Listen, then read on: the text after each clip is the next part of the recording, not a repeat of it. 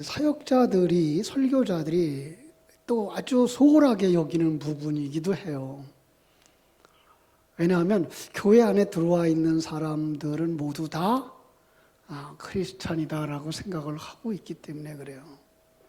저는 거기에 대해서 의문부호를 붙이는 사람이거든요.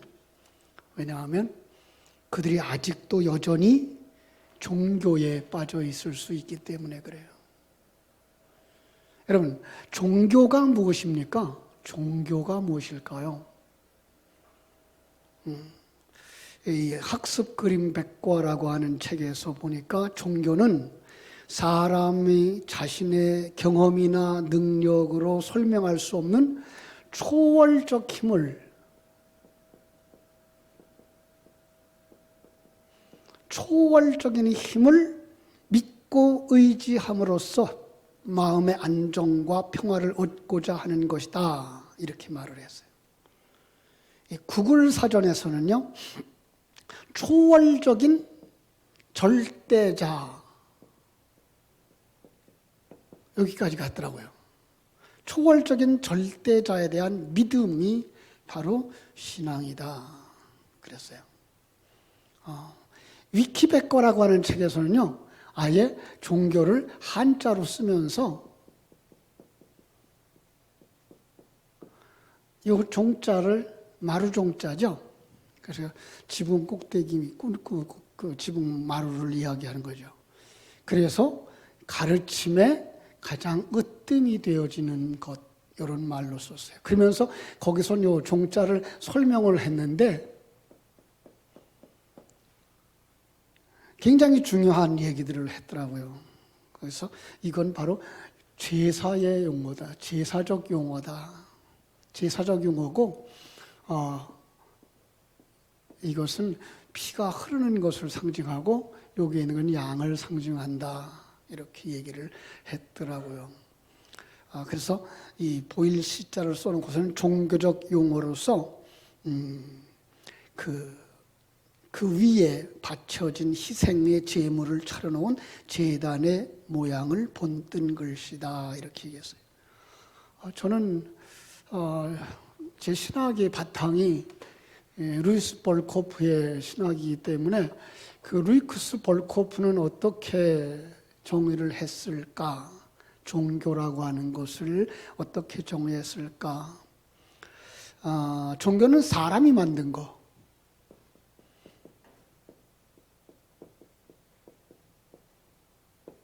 이렇게 돼 있어요. 아주 간단하게 말하면 종교는 사람이 만든 거. 군주나 제사장이 무지한 대중을 장악하고 인도하기 위해서 그들이 그 천재지변이나 어떤 두려움의 그 마음들을 이용해서 자신이 신의 아들이다, 신의 대언자다라고 하는 자리에 서서 그들을 통제하는, 그 백성들은 그를 통해서 평안을 누리고 어려움을 함께 극복할 수 있다고 믿고 자신의 삶의 중심에 그것을 둔다. 이런 관계와 행위가 바로 종교다. 어쨌든 강조하고 싶은 건 뭐야? 사람이 만들었고 사람 중심이고.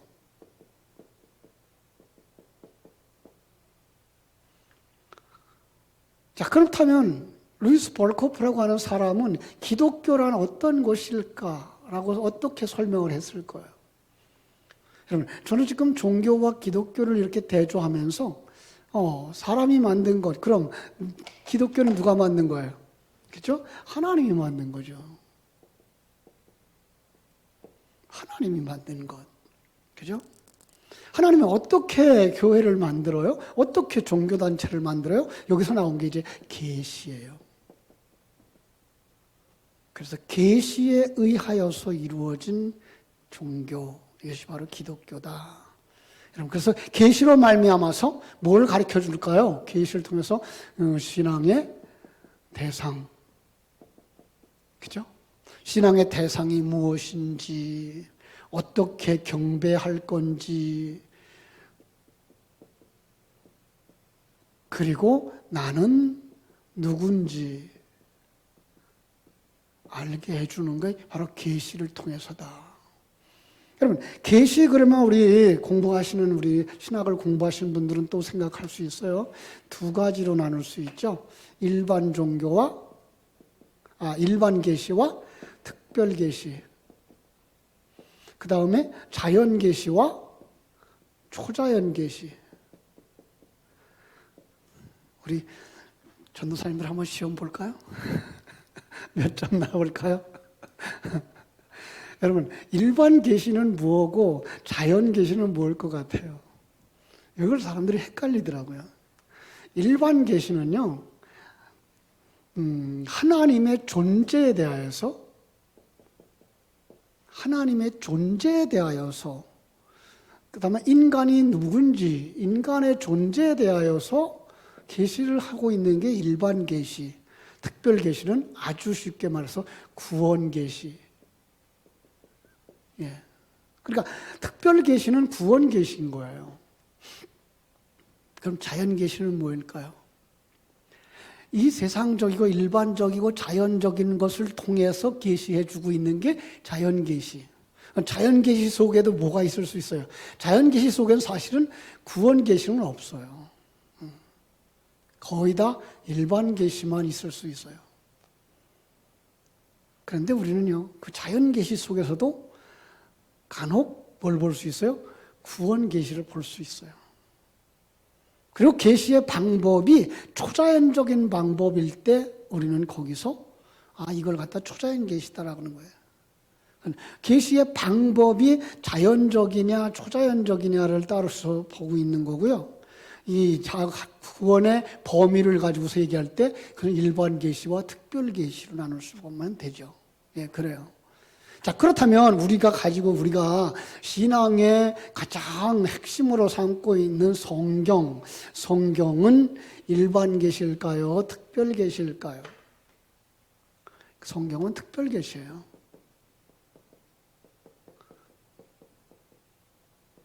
특별 계시가 어떤 계시예요? 구원 계시예요. 예. 자, 구원 계시라고 하면 그 속에서 우리는 뭘 볼 수가 있어야 되죠? 그 속에서 하나님이 우리를 어떻게 구원하고 계시는가를 볼 수 있어야 되죠.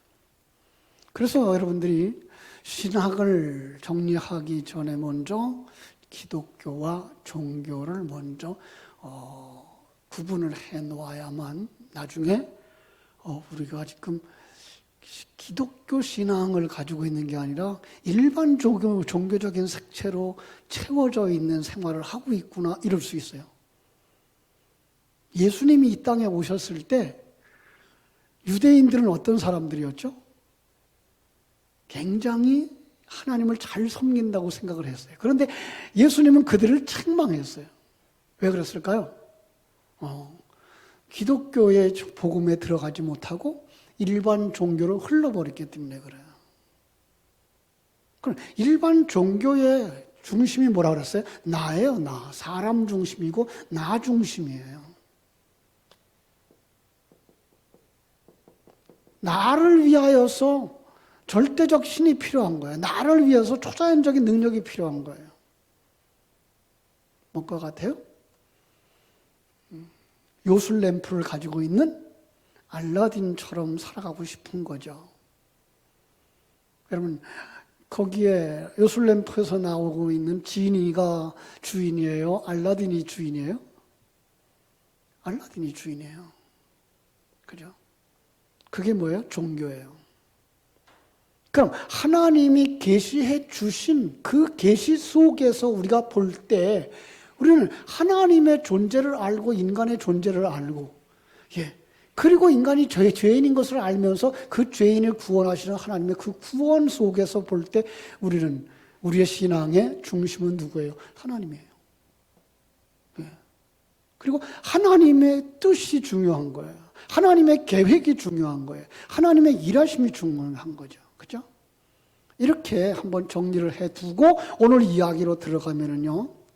오늘 이야기 속에서도 종교적인 사람들의 이야기가 가득 차 있어요. 자, 여기다가 저는 기독교 계시가 있었다라고 보기도 하는데요. 근데 그 사람은 기독교인은 아니었어요. 하나님의 사람이 아니었어요. 하나님은 그러니까 무엇도 사용한다? 불신자도 사용하고 이방의 선지자도 사용하실 수 있다. 그런데 그가 하나님의 생명을 가지지 못하면 그는 사용을 받고도 뭐한다? 버림받는다. 예. 여기서 말씀 전하고 있는 우리 자신들이 자신을 좀 돌이켜 보아야 될 그런 중요한 부분이죠. 오늘 성경 본문의 배경은 이스라엘 백성들이 이제 모압 평지에다 진을 칩니다. 모압 사람들이 이스라엘에 관한 소식을 들었기 때문에 이스라엘을 매우 두려워합니다. 두려움에 가득 차면 그들은 뭘 생각한다고요? 종교, 그죠? 두려움이 가득 차자 두려움 속에서 그들이 뭘 찾아가죠? 절대자 신을 찾아가죠. 신을 찾아가죠. 근데 그 신의 대변자가 누가 나오죠? 바알람이 나오죠. 네. 바알람은요, 점술가였어요. 그는 주술을 하면서 신들을 이용해서 자기의 목적을 달성하던 사람. 자기의 유익이라면 신을 불렀고 그 기회를 이용해서 물질의 부요함과 자기 권위를 쌓아가던 사람. 자, 그런데 앞으로 가서요. 5절, 6절을 보면 한 민족이 애굽에서 나왔는데 그들이 지면에 덮여서 우리 맞은편에 거주하였고 우리보다 강하니 청하건대 와서 나를 위하여, 누구를 위하여? 나를 위하여 이 백성을 저주하라. 내가 혹 그들을 쳐서 이겨 이 땅에서 몰아내리라. 그대가 복을 비는 자는 복을 받고 저주하는 자는 저주를 받을 줄을 내가 알미니라. 모압 왕이 두려움에 가득 차서 이 말을 그들에게 넣어서 바알람에게로 보냈죠. 많은 뭘 가지고? 세상 말로 말하면 복채를 가지고, 그죠? 많은 물질을 가지고서 보냈죠. 그랬더니 바알람이 뭐예요? 내가 물어봐야 되겠다. 여기 유숙하라. 그런데요, 그 사람이 여호와께서 내게 이르는 대로 여호와께 물어봐야 되겠다 그래요. 자, 이 분명히 여기서 우리가 오해할 수 있는 부분이 나와요. 이 사람이 하나님을 아는 사람이었을까? 하나님을 모르는 사람이었을까? 이 이방인들이죠. 그 이방인들, 우상숭배자들은요, 어떤 사람이 그래요. 아유, 사람들은요, 다 위기에 빠지면 다 하나님 찾아요. 그들이 찾는 하나님은 우리가 생각하는 그 하나님 아니에요. 예. 근데 우리는 그냥 똑같이 하나님 그러면 똑같은 하나님이라고 생각을 하고 있는 거예요.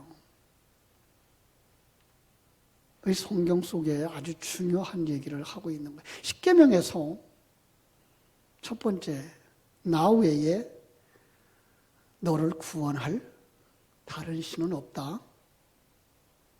그래. 두 번째는요, 그렇다고 나를 너나 도와주는 우상으로 만들지 마라. 이거예요. 그냥 형상 만들고 거기 절하지 말라. 그 정도가 아니고 나를 너나 도와주는 그런 우상으로 만들지 말라요. 여러분, 이스라엘 백성들이 그 가나안 땅에 들어가서 우상 숭배하죠. 그들 신전에 여호와의 형상도 있고요, 그죠? 제단도 있고요. 형상이 아니라 여호와의 제단도 있고요. 이방인의 제단도 있었어요. 여러분, 그 이야기 속에 이미 그들은요, 하나님에 대한 신앙은 없는 거예요. 여기다 절하든지 여기다 절하든지 내가 복을 받고 내 문제 해결하면 좋겠다라는 이 완전히 나 중심의 신앙, 우상 숭배자들이었던 거죠. 여기 바로 이런 사람이에요. 발람도. 그런데 하나님이 놀랍게 그를 사용하셔요. 그들에게 경고를 하게 하시고요. 그리고 그의 입술을 통해서 3번이나 예언을 하면서 이스라엘들에게 축복을 하셔요. 여러분, 그 축복대로 됐을까요? 예, 축복대로 됐어요. 그런데 그 축복은 무엇인가 하면, 더 정확하게 말하면 그들은 이런 복을 받은 사람이라고 발락에게 알게 해주는 내용이었지, 발람이 그렇게 축복했기 때문에 이스라엘 백성들은 그렇게 복을 받은 사람들이 아니라는 걸 아셔야 돼요. 근데 우리는 자칫 오해하면 우리가 기도해서 이것을 받았지라는 생각으로 더 많이 가요. 자, 여기 유숙하라고, 잠자면서 기다리라는 거야. 내가 여호와께 이르는 말대로 대답하겠다. 여기서 우리가 속아 넘어가기 쉬운 거, 그가 여호와께 묻겠다고 했던 거죠.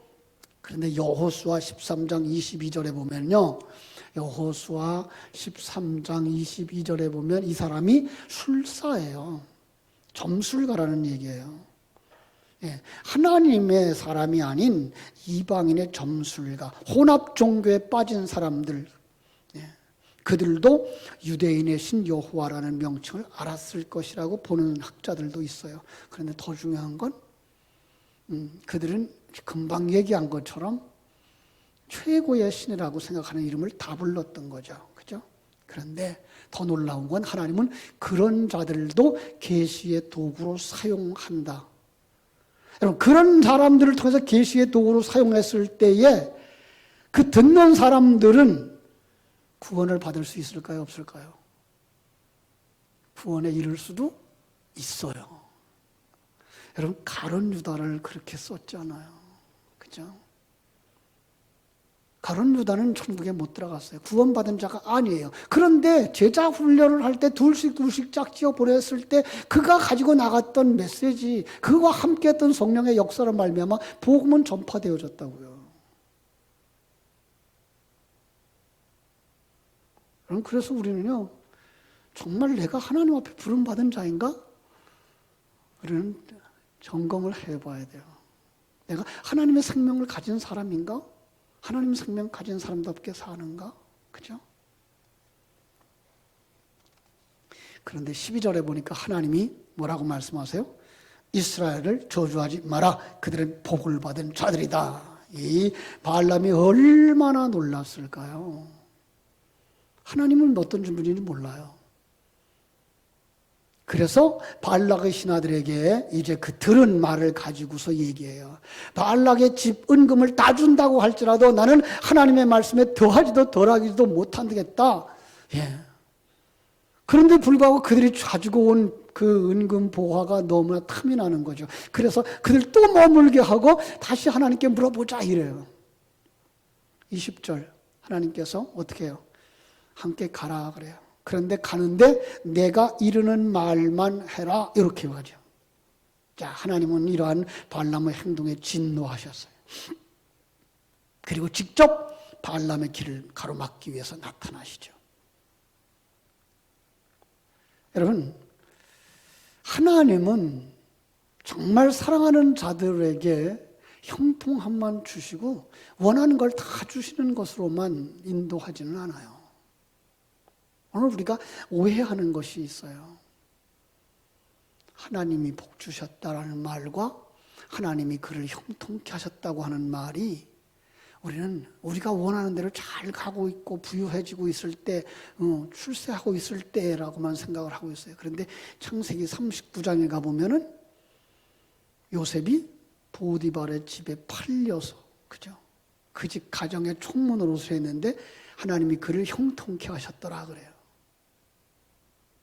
그가 감옥에 들어갔어요. 그런데 감옥에 들어가서 살아가는데 하나님이 그의 하는 모든 일에 형통케 하셨더라 그래요. 성경에 나오는 형통은 뭘 얘기해야 할까요? 하나님의 뜻대로 가고 있었더라. 저는 그렇게 해석을 해요.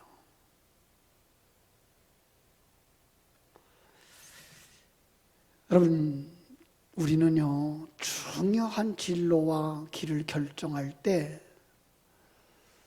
어떻게 결정할 수 있을까요?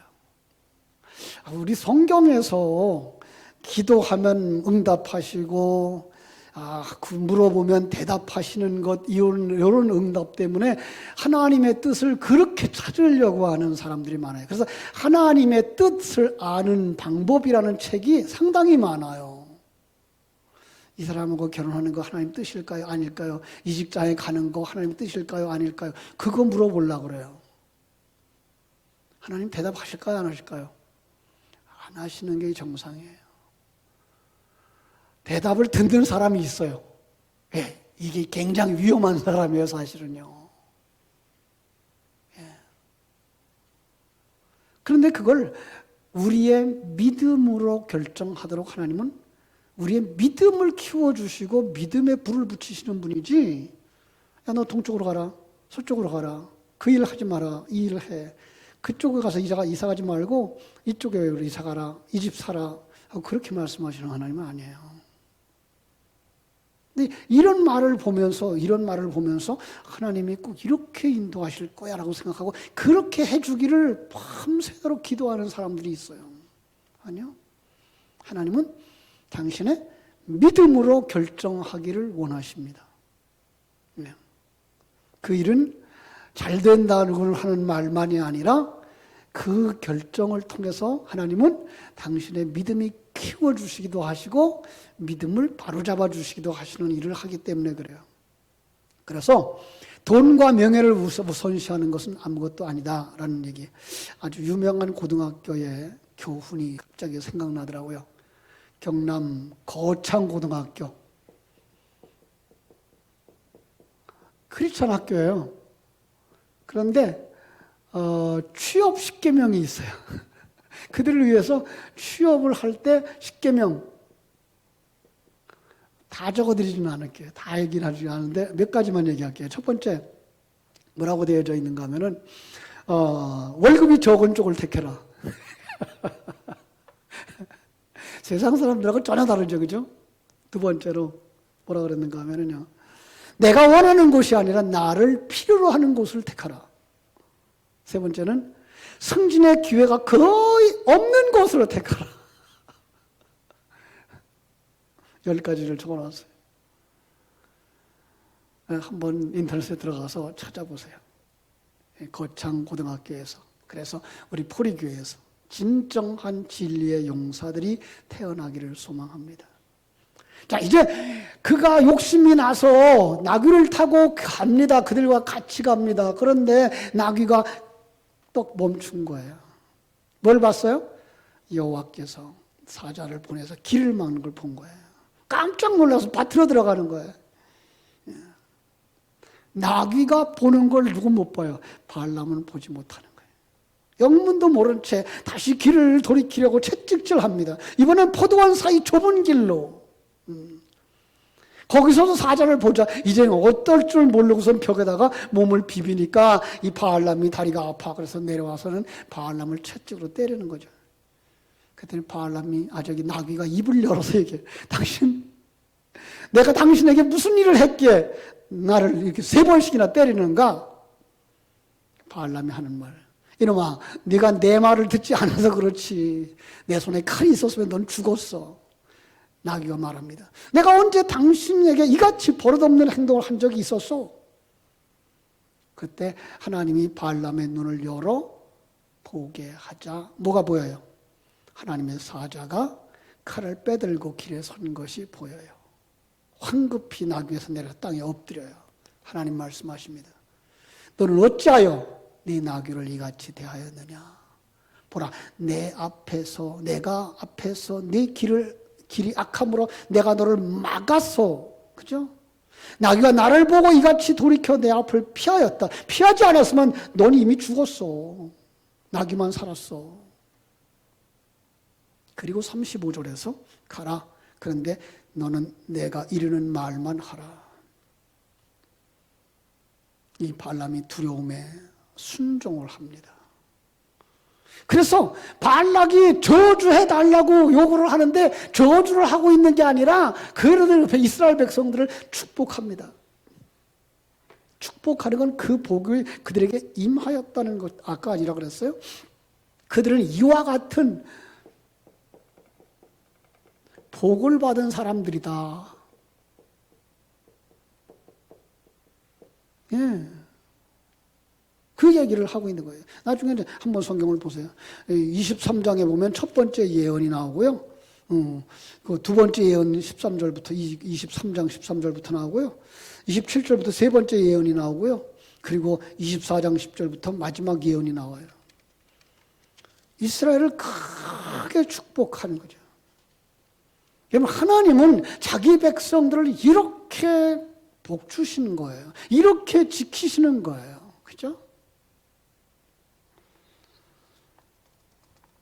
그런데요, 발람의 마지막 작업이 뭐였어요? 결국은 이스라엘을 넘어지게 만들죠. 그죠? 민수기 25장에 보면은요, 그는 이스라엘을 음행에 빠지게 합니다. 그죠? 그래서 사실 오늘 본문과 이 발람의 이야기는 쉽지 않은 본문입니다. 민수기 31장 16절에 보면 이것이 명백하게 발람의 꾀였다, 음행은. 이렇게 이야기를 해요.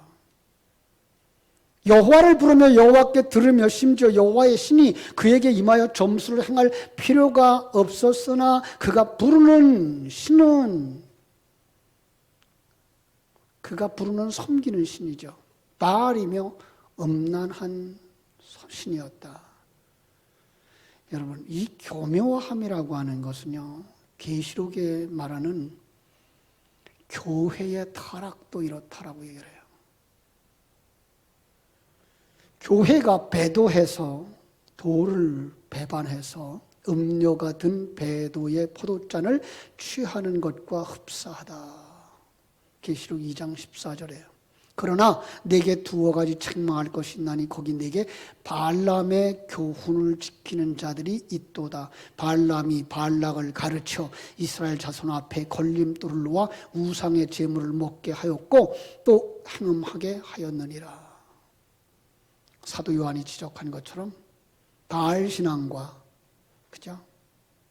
그 신자는 여호와 신앙과 그 신자에게서 멀리 있지 않다라는 것을 이야기하고 있는 거예요. 무슨 얘기인지 알아요? 지금 우리가 보고 있는 이거는 에이 그거 옛날 그 사람들의 사건, 그렇게 보지 말라는 거예요. 어디 속에도 들어와 있다? 교회 안에도 들어와 있다. 어디 속에도 들어와 있다? 내 안에도 들어와 있다. 기억해야 될 것은요, 하나님께서 종종 바알 숭배자들에게도 일반 은총의 빛을 특별하게 비추신다는 거예요. 그런데 성경에 그가 왜 재차 묻고 삼차 묻죠? 욕망의 눈이 가려져서 나 중심의 생각이 아직 바뀌어지지 않았어요. 그럼 눈이 어두워지는 거예요. 나그도 보는 것도 나를 보지 못하는 거예요. 자, 주일학교 공과 속으로 들어가서요, 이 이야기 속에서 우리는 뭘 봐야 되죠? 언약을 성취하시는 하나님. 그죠? 언약을 성취하시는 하나님.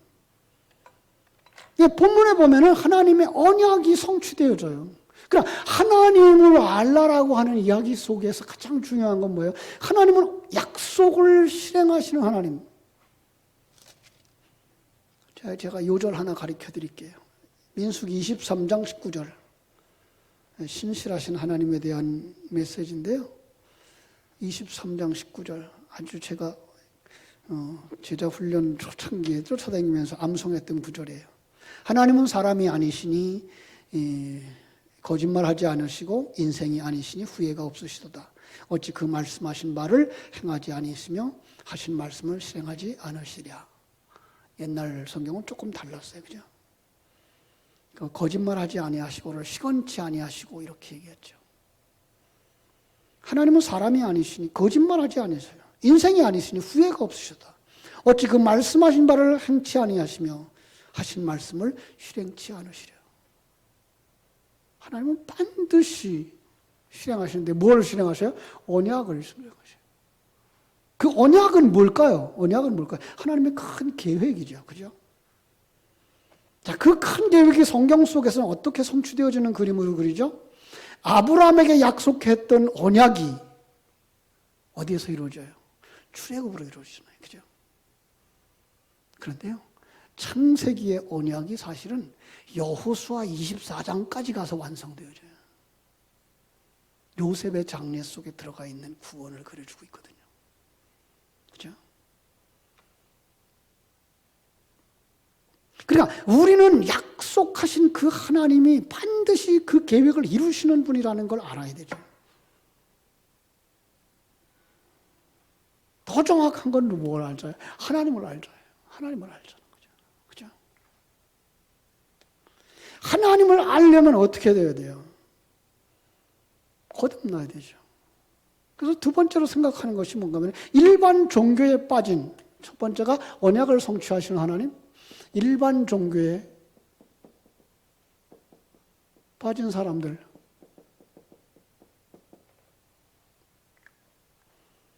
거듭나지 못하면 어떤 사람이라도 어떤 신앙을 가졌고 어떤 행위를 하고 누구를 부른다고 해도 우상숭배 잘하는 거. 예. 그러니까 교회 안에 들어와 있어도 거듭나지 아니했으면 그는 우상숭배자라는 거. 많은 사람들이 이런 말을 듣기 싫어하죠. 그죠? 그냥 교회 안에 들어와 있으면, 그래, 당신 구원받았어. 당신 죽으면 천국 갈 거야. 심지어 이제 임종이 임박했을 때, 영접기도 한번 했으니까 천국 갔을 거야 라고 말해 주기를 기다리는 가족들. 그죠? 물론 그럴 수도 있어요. 그가 정말 거기서 인생이 얼마나 헛된 것인지를 깨닫고 자기의 것을 모두 내려놓고 나 하나님 믿겠습니다라는 그런 고백이 있다 그러면 가능해요. 십자가 좌우편에 있었던 강도 생각나잖아요. 그죠? 오늘 네가 나와 함께 낙원에 있으리라 하나님 말씀하셨잖아요. 이제까지 죽도록 뭐 했던 사람, 강도짓만 했던 사람, 한순간에 그는 깨닫고 천국에 갈 수도 있어요. 그러나 우리가 일반적인 모습으로 볼 때 과연 그것을 교회 안에 들어와 있으면서 불구하고 하나님 중심의 사람이 아닌 여전히 나 중심의 사람을 갖다가 당신 구원받았어라고 말할 수가 있을까? 그죠? 그러니까 일반 종교에 빠진 사람들은 어떤 사람이에요? 나 중심의 사람.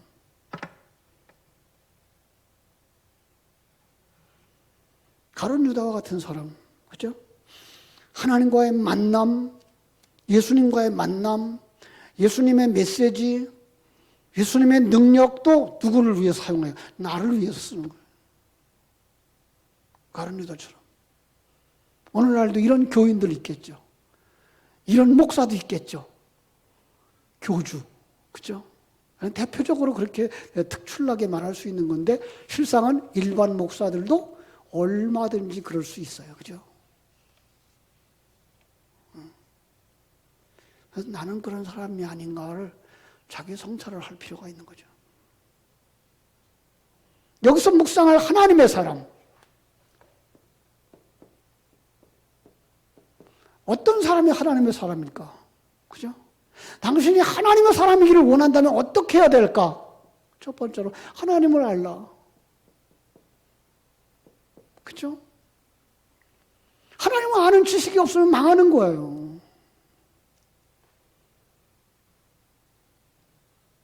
거듭나야 하나님을 안다는 말이죠.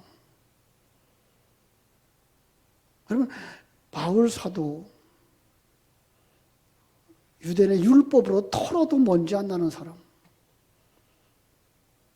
밤에 예수님 찾아왔던 니고데모. 얼마나 존경받는 사람. 주님 한마디로 얘기해요. 거듭나지 않으면 하늘나라를 볼 수도 없어. 들어가는 건 둘째치고 볼 수도 없어. 거듭남이죠. 그죠? 거듭나서 어떻게 돼야 돼요? 하나님과 하나됨. 갈라디아서 2장 20절이 이루어져야 되는 거죠.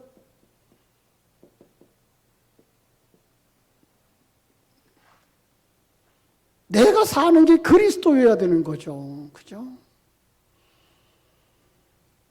더 나아가서 하나님을 알 뿐만 아니라 하나님의 계획을 알아야 되죠.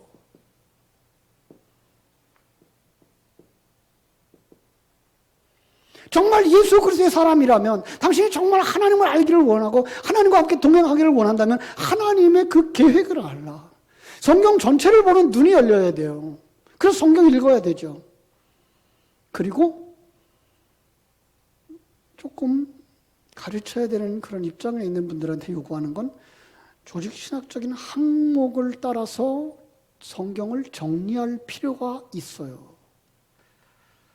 우리 신학교가 조금 좀 안타까운 게 조직신학을 공부하려고 조직신학은 조직신학으로 성경은 성경대로 가르쳐줘서 문제인 거죠.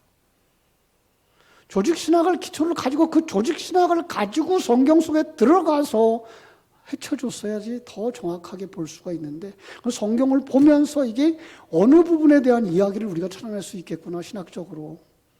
그래서 조직신학과 성경은 하나로 연결되어져야 되는 부분이죠. 그죠? 하나님의 계획 속에서 뭘 볼 수 있을까요? 천국을 볼 수 있겠죠. 천국을 만드신 하나님. 여러분, 영의 세계, 천국 완성됐을까요? 미완성일까요? 영의 세계, 천국은 완성됐을까요? 미완성일까요? 완성됐어요. 왜요? 거긴 시간의 개념이 없어요. 그래서 창세기 1장에서 말한 것처럼 빛이 있으라 하시면 그냥 빛이 있는 거예요. 그런데 그 완성되어진 것이 시간과 공간 세계에 들어오면 그게 시간으로 펼쳐지는 거죠. 그래서 우리의 기도 가운데 모여서 하늘에서 이룬 것 같이 땅에서도 내 안에서도 이루어지기를 원합니다의 기도가 있어야 되는 거거든요. 그렇죠? 그 하나님의 계획이 천국이 어떤 과정을 거쳐가요? 이 시간과 공간의 과정을 거쳐가는 거죠. 이 시간과 공간의 과정을 거쳐가면서 뭐예요? 옛사람 벗어버리고 새 사람으로 완성되어지는 거죠. 그죠? 거기서 십자가에서 죽고 성령 안에서 부활하는 사건이 일어나는 거예요. 그게 과정인 거예요. 그 과정이 바로 아들 만들기. 천국을 유업으로 받을 수 있는 아들 만들기인 거예요. 히브리서 12장 8절을 보면은요. 뭐라고 되어져 있는가 하면 징계는 다 받는 것이오늘 너에게 없으면 사생자여 친아들이 아니리라 그랬어요. 근데 이 징계라는 단어가 파이디아스예요. 그 단어의 뜻이 징벌이라는 뜻도 있지만 훈육이라는 뜻이 있고요. 아들 만들기라는 뜻이 있어요. 어떤 아들 만들까요? 천국에 들어가서 하나님의 나라를 유업으로 받을 아들을 만들기 과정이에요. 그걸 시편 23편에서는 사망의 음침한 골짜기를 통과하는 걸로 그린 거죠. 그죠? 출애굽 과정에서는요. 첫 번째 세례와 두 번째 세례 속에다 넣어놓은 거죠. 광야 생활인 거죠. 예. 우리들은요. 예수 믿는 그날부터 완성되어져 천국에 들어가는 그날까지의 옛사람을 부인하고 그죠? 자기 십자가에다 못 박는 과정을 거쳐야 되며 성령으로 충만하고 진리로 완성되어져 가는 그 과정을 거쳐가는 거죠. 그 과정이 있는 거예요. 그죠?